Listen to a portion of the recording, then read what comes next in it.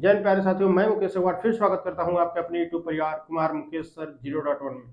साथियों, आशा करते हैं कि आप स्वस्थ होंगे, मस्त होंगे। देखिए, आप सभी को पता है तो जूनियर असिस्टेंट जो है, यूपी जूनियर असिस्टेंट की पोस्ट पे जो फॉर्म अप्लाई हो रहा है, अभी तक चल रहा है कार्यक्रम। इसी बीच एक खुशखबरी देखने को मिला है, तो यह खुशखबरी क्या है हम इस पे बात करेंगे इस वीडियो में। ठीक है, तो वीडियो को स्किप ना करिएगा, लास्ट तक बने रहिएगा, क्योंकि बहुत ही अहम बात इसमें बताएंगे। जैसे कहने का मतलब है इंक्रीजिंग हुआ है, किसमें इंक्रीजिंग, पदों में। ठीक है, तो चलिए सबसे पहले तो थोड़ा सा डिटेल्स है उसको समझ लेते हैं, उसके बाद हम लोग आगे की बात करेंगे और आगे चर्चा करेंगे। ठीक है, बहुत ही अच्छे से क्लियर से समझेंगे उसको। देखिए, पद का नाम आपका क्या है, जूनियर असिस्टेंट।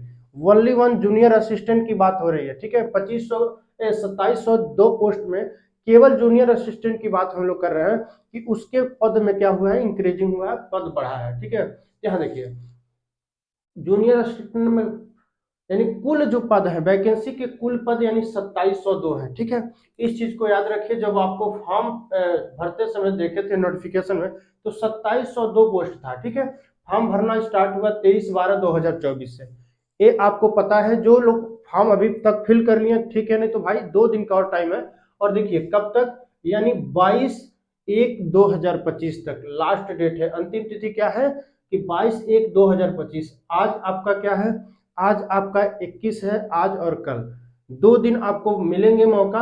आप फॉर्म को अप्लाई कर लीजिए। जितने लोग को फॉर्म फिल हो गया है वो लोग अपना फीस पे कर दें। ठीक है, चलिए उसका करेक्शन का डेट कब है, करेक्शन 29/1/2025। जैसे आपके नाम में कुछ गड़बड़ी हो गई या डीओबी में गड़बड़ी हो गई, चाहे किसी भी डॉक्यूमेंट में गड़बड़ी है, तो उसको 29 तारीख को क्या कर सकते हैं, आप करेक्शन कर सकते हैं। ठीक है, फॉर्म फीस तो जो था वह जनरल के लिए, ओबीसी के लिए, अच्छा किसी भी कैटेगरी के लिए 25 25 25 25 25 25 सब पे 25 रुपया लगा था। और आपने फिर फॉर्म को फिल किया। ठीक है, उसका सीधे चलिए पेट स्कोर की बात करते हैं। तो पेट स्कोर की रिक्वायर्ड थी वह 2023 वाला, 2023 वाले से वैकेंसी आई। 2023 वाला पेट जो है आपको कंपलसरी था होना, वही लोग एलिजिबल होंगे इस फॉर्म को भरने के लिए। यहाँ देखिए कितने पद बढ़े। सबसे पहले तो हम लोग सिलेबस पे बात कर लेते हैं, उसके बाद हम लोग पद इंक्रीजिंग वाले में बात करेंगे। ठीक है, चलिए तो यहाँ हिंदी परिज्ञान और लेखन योग्यता से आपको 30 क्वेश्चन देखने को मिलेगा। सामान्य बुद्धि परीक्षण से आपको 15 क्वेश्चन देखने को मिलेगा। कंप्यूटर से आपको 15 प्रश्न देखने को मिलेगा। और यूपी की बारे में जानकारी जो होता है, सामान्य जानकारी, उससे 20 प्रश्न देखने को मिलेगा। और सामान्य जानकारी से आपको क्या मिलेगा, 20 प्रश्न मिलेगा। कुल प्रश्न होंगे, नंबर ऑफ क्वेश्चन की बात करें तो 100, और नंबर मैक्सिमम मार्क की बात करें तो ये भी 100 होने वाला है भाई साहब। ठीक है, ये भी क्या होने वाला है, 100। यानी एक क्वेश्चन 1 नंबर के, एक क्वेश्चन 1 नंबर के, 100 क्वेश्चन 100 नंबर के होने वाला है। ठीक है, यहाँ पे देखिए टाइमिंग क्या है, 2 घंटे की टाइमिंग, यानी 120 मिनट की टाइमिंग ड्यूरेशन है। और यहाँ पे निगेटिव मार्क भी है कितना, 1/4। ठीक है, ये सब आप लोग नोटिफिकेशन में पढ़ ही लिए होंगे, क्योंकि बताना यहाँ पे इसलिए जरूरी था कि एक बार और आपको ये लग जाए कि क्या क्या क्या डिटेल्स है पूरा। ठीक है, जैसा कि हम लोग थंबनेल में देखे हैं कि खुशखबरी, बात केवल हमको इस पे करना है। ठीक है, तो बात करना है पद कितना था और कितना बढ़ा। ठीक है, इंक्रीजिंग कितने का हुआ, देखिए पहले था 1111। ठीक है, 4 था भाई, 1111 पोस्ट थे जब फॉर्म फिल हुआ। किसका, जूनियर असिस्टेंट का फॉर्म फिल कर रहे थे, तो उस समय जब था 1111। ठीक है, अभी 2 दिन बचे हैं, 2 दिन से पहले ही पद की इंक्रीजिंग हो गई, यानी पद बढ़ गया। और यह पद बढ़ के कितना हो गया है, 1125 हो गया है। ठीक है, आपको 1125। ठीक है, आप लोग थंबनेल में भी देखे होंगे कि उसका नोटिस जो है थंबनेल में भी दिख रहा है, लेकिन यहाँ भी हम आपको लगा के दिखा दे रहे हैं कि ये जो नोटिस है इसमें 1111 से 1125 हो गया है। आप लोग इसका स्क्रीनशॉट कर लीजिए, उसके बाद हम लोग आगे बात करेंगे।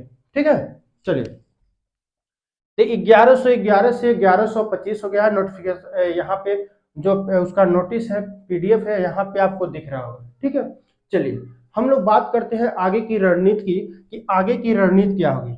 समझिएगा, आप अपनी तैयारी के साथ साथ, मेरे अकॉर्डिंग मेरा जो भाव है, मैंने जब अपने अकॉर्डिंग उसको एनालिसिस किया, तो उसके अकॉर्डिंग यही बात चल रहा है कि देखिए कि जो आपका मॉक टेस्ट होता है, ठीक है, मॉक टेस्ट और रिवीजन, दो चीजों पे सबसे इंपॉर्टेंट हो जाता है क्या, फोकस करना।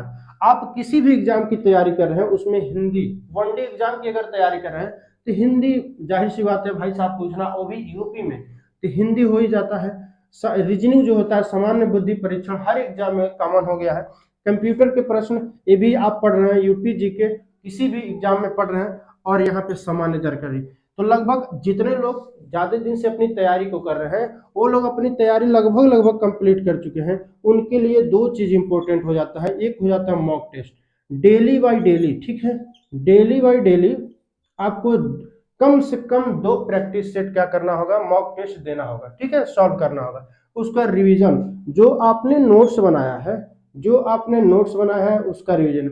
बहुत सी दुनियादारी, चाहे यूट्यूब पे आपको कोर्स परचेज करने को कहा जाएगा, ऐसा बहुत सी लुभावना चीजें दिखाया जाएगा, लेकिन आप उस चक्कर में न पड़ के आप बस दो चीज पे फोकस करिए, मॉक टेस्ट और रिवीजन पे, और आपका सिलेक्शन पक्का होगा, ठीक है। अगर आप सिलेबस को एक बार पढ़े हैं, तो जो लोग नए हैं वो लोग तो भाई सिलेबस को पढ़ना पड़ेगा, उसके बाद ही कुछ हो सकता है।